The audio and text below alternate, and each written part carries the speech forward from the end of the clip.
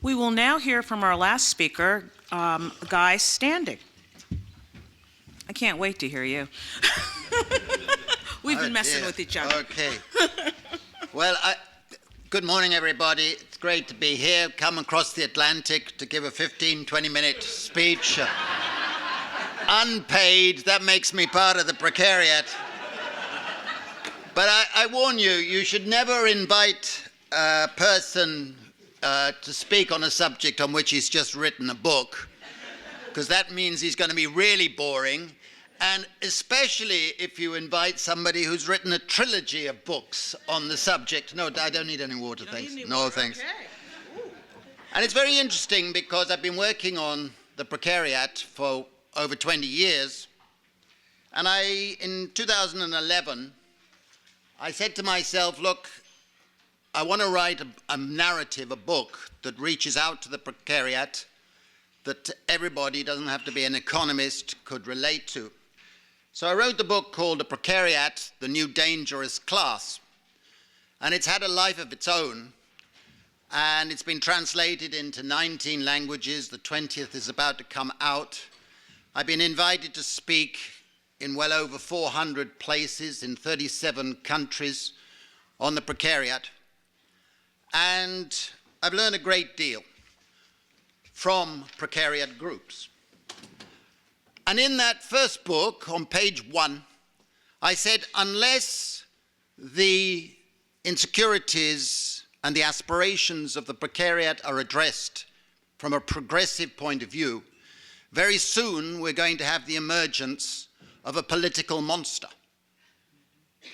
And you can imagine that a number of journalists and scholars from around the world have been contacting me in the past 10 days saying your prediction has come true. But I'm delighted to come with a little bit of good news. The fascist candidate for president of Austria appears to have lost. It's a rare moment for the moment. Now, I'm going to have to be very schematic and touch on a few themes in all 3 books, and hope that there will be sufficient interest. I've got a few copies outside if you still have interest. I think it's important to put all of our debate in the context of a historical transformation. I call it a global transformation. We're seeing the painful construction of a global market system. And you cannot understand what's happening unless you see it in that context. We all know we've been through a period of neoliberal hegemony, all the phenomena of privatization, commodification, liberalizing markets, competitiveness, all of that stuff we know. But it's morphed now into a period of rentier capitalism. The structures have changed, and what we have to realize is that key to understanding what has been happening is that the fundamentals of neoliberalism means the systematic dismantling of all institutions and mechanisms of social solidarity. They stand against the market. So therefore, they have to be dismantled. And I think unions and progressive politicians have to look in the mirror, because we have been privy and party to many of those dismantlings, and we have not resisted. And we're paying the consequence for that. But the period of rentier capitalism, which I've analyzed in the new book, The Corruption of Capitalism, has ushered in, of course, a period of chronic inequality, chronic insecurity for millions and millions of people everywhere. And most crucial to the story I'm trying to tell in these books is that the income distribution system of the 20th century has broken down. It's broken down irretrievably, and rentiers have been sucking more and more of total income across the world. It's a global phenomenon.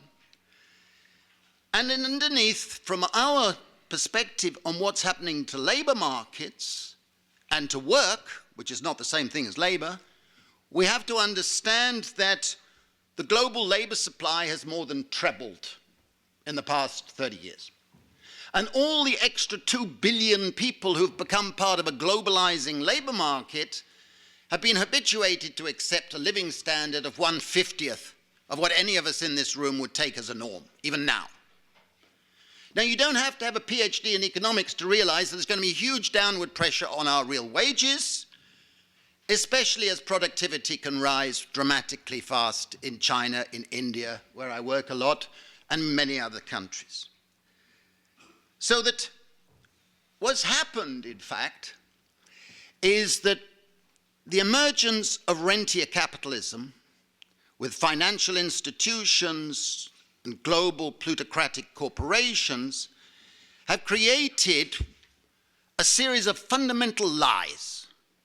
The first and most important lie is that they say they have been building free market economies, free market capitalism. That's bullshit. Sorry, my English. This is the most unfree market system that's ever been created. It's the theme of the new book, because they've created an architecture of institutions that have been regulating the process to ensure the rentiers get most of the money. Anybody who says this has been a period of deregulation should be encouraged to take up sewage cleaning or gardening. It depends on your will, but they don't know any economics. That's clear. So what we've seen is that governments all over the world have been protecting intellectual property rights, have been doling out vast subsidies to prop up the rentiers. Please come to our country and don't go elsewhere. That sort of subsidy, billions of dollars or pounds or euros, gets doled out to the rich. And of course, then they say our budgets are unbalanced. We have to balance our budgets. So we cut benefits, we hold down wages, we do all of these things in the interests of austerity or whatever the euphemism might be. And we now have a new phenomenon that's growing exponentially fast, platform capitalism, of labor brokers, rentiers, taking vast amounts with their bloody apps. So we have very many different changes. But there's underneath, and I think this is crucial to a progressive politics in the next few years, we have the formation of a global class structure. We must talk and think in terms of class if we are to confront this monster. And the global class structure has a plutocracy at the top. A certain Donald Trump is a member and representative. Good luck with him. But there are a few others. We know most of their names. We wish we didn't. They're the rentiers in a megaform. Underneath them is an elite, also rentiers, multimillionaires making vast amounts. I don't want to talk about them either. But long way below there is a salariat, with employment security, pensions, paid holidays, more retreats in fancy hotels, drinking stewed coffee, etc. That's salariat. They don't have common interest with the group I'm about to speak about. We have to realize that. It's use of language pretending we have a united working class when we have the reality of a different class structure is looking a bit tired. Underneath the salariat, you have the old proletariat, disappearing everywhere, disappearing in China, in India, and so on. Then you have the precariat underneath. And underneath the precariat, you have a lumpen, an underclass out in the streets in every city, dying prematurely of some social illness. And that's the first point. The precariat is not an underclass. Now, you can define the precariat, and I do this in talks to precariats, and every single day I get dozens of emails from around the world from people who write to me saying, I'm a member of the precariat. You've reached me. And yet, I often talk to unions, and they don't seem to understand the precariat. I speak to many union meetings, and I can often divide it down the middle between anybody under 30 they get it. Anybody over 40, they say, what the fuck you talking about? Now, sorry.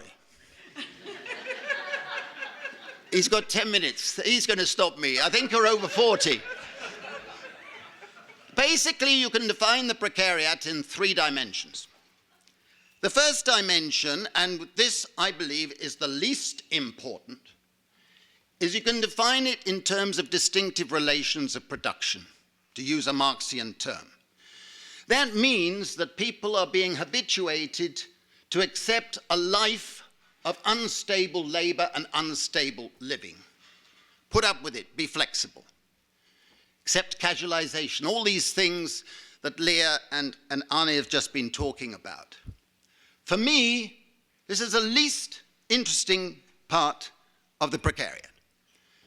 It's happening, it's true, and with crowd labor emerging, platform capitalism, it's all going to continue to grow. More importantly is the fact that if you're in the precariat, you don't have an occupational narrative to give to your life. You're not becoming something. You don't have an identity. And that is a very existential problem, the cause of status frustration and all other forms of frustration. And besides that, if you're in the precariat, you have to do a hell of a lot of work for labor that doesn't get counted as labor. You have to network more, retrain more, do this more, wait around more, queue, do forms, do more forms. And you're part of that, and that is part of your existence. You have to do this work, and not even the unions or the progressive politicians are recognizing that that is what you have to do. You have to apply to thousands of jobs before you get shortlisted for one. That's a reality for many people in the precariat. Besides that, you're living in a tertiary time existence, not an industrial time. Because all of these things are crowding in on you. Should I do a bit more of this? Should I do a bit more of that? Should I? Oh, fuck, should I? That's a reality if you're in the precariat. And that leads to the precariatized mind. Stress and mental degradation. In addition, this is the first class in history where the modal level of education is above the modal level of labor they expect to get. Big point. The second dimension of the precariat is that they have distinctive relations of distribution. What this means is that if you're in the precariat, you have to rely almost entirely on money wages, the value of which have been stagnant or falling for 30 years. Not just in the United States, but in every industrialized country I know. And at the same time, those wages have been increasingly volatile and uncertain. They've been losing those enterprise benefits, non-wage benefits, and they've been losing rights-based state benefits as well. That's the reality. But another factor that hasn't been put into the conventional discourse is they've been losing community benefits. One of the chapters I've got in the new book is called The Plunder of the Commons. The Commons has always provided a base of community support for people. It's provided amenities, it's provided services. But what's been happening is that been chipped away, privatized, turned into zones of commerce and profit. And the people who've paid the biggest price are the precariat, because that matters for them. The salariat and the others, they've always got their second homes or their gardens or whatever. But if you're in the precariat, those things matter. In addition, this is the first class to suffer systematic debt. The system wants everybody to be in debt. It's a lie to say that the state is trying to reduce debt. They want to maximize debt because that keeps the economy functioning and also acts as a disciplinary device for people in the precariat. But the device breaks down when you know you can't pay the bloody stuff. And it stretches into your life. That's the reality of the precariat. And of course, the precariat suffers from being in poverty traps. Poverty traps where they know that if they go from a low benefit into a sort of low wage job, they're paying 80% marginal tax rate or more. And that's across the world. In addition, they face what I've called in the books a precarity trap.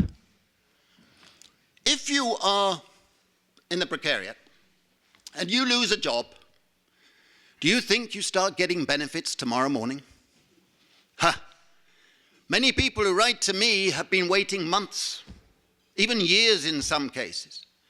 And then along comes somebody, some young person acting in a job that he hates probably, and says, you've got to take a low-wage job, minimum wage job, the other side of Washington or whatever, may only last 3 weeks, no benefits, blah, blah, blah.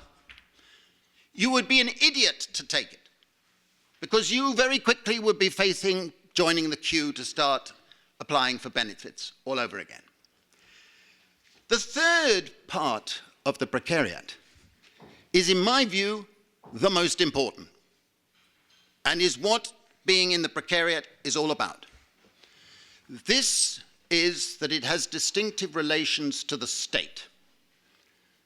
It's the first time in history when millions of citizens are being converted into denizens. A denizen was a concept from the Middle Ages to refer to someone who went into a town and was given a more limited range of rights than the people of the town. This is the first time when millions and millions of people in the precariat are losing rights of citizenship, losing civil rights, cultural rights, social rights, political rights, and economic rights. And this is what the precariat is all about. It's not your labor that's precarious. That's not the issue.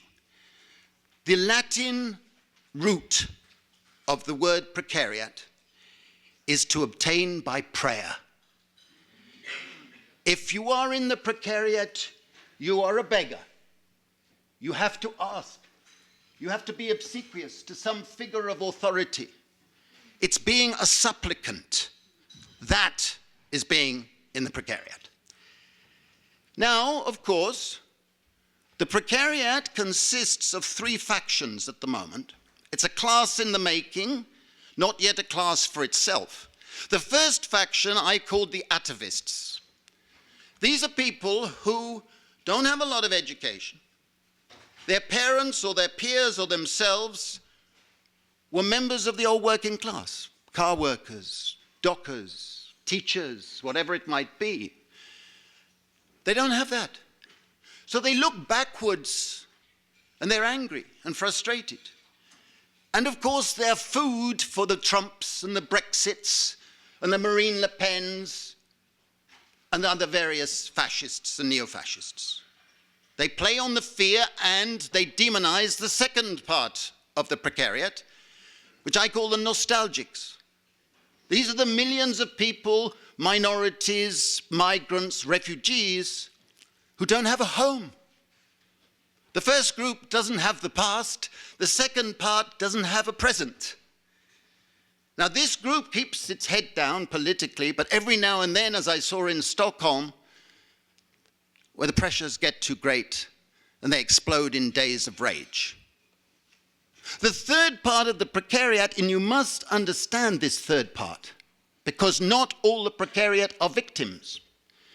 The third part consists of the young, educated, who were promised a future when they went to university. And they come out with no future, but with debts, with disappointment, and they're looking for a new politics of paradise. And so far, they don't see it in the Democrat Party or the Labour Party or the Social Democratic parties, and they're turning away from them. And we must recognize they don't see it in the unions either. In the many groups of precariat that I speak to, if I want to get them all running for the bar, I start talking about unions. Now, I don't say that with any pleasure. I believe everybody needs a collective body to represent your interests. All of us do. But nevertheless, the unions must be transformed if we are to have a new progressive politics. Now, my time is up. The second book was an attempt to respond to a message I'd received from Noam Chomsky, who wanted to endorse the first book. And I said, well, what would a Magna Carta for the precariat look like if it was in 2015 compared with the Magna Carta of 1215? So I drew up a 29-article charter for the precariat, based on listening, talking, interacting. And it's funny that that 29-article charter, all of those 29 articles are given extremely low priority in union activities. And I think that should change. I have to stop, but I think we are actually towards the end of the tunnel, because I genuinely believe that there are new progressive movements coming into shape. I've just come from Sweden, where I talked to over 700 people in the precariat. They're forming precariat groups, new movements. In Denmark, that Arnie mentioned, there's a fantastic precariat group. In Spain, Podemos is a precariat party. And that sort of movement is gathering strength. So actually, although we can be depressed by the Trumps and the bastards like him, actually, we do have an opportunity. And that is the point we should take. Thank you very much. That was great. Thank you.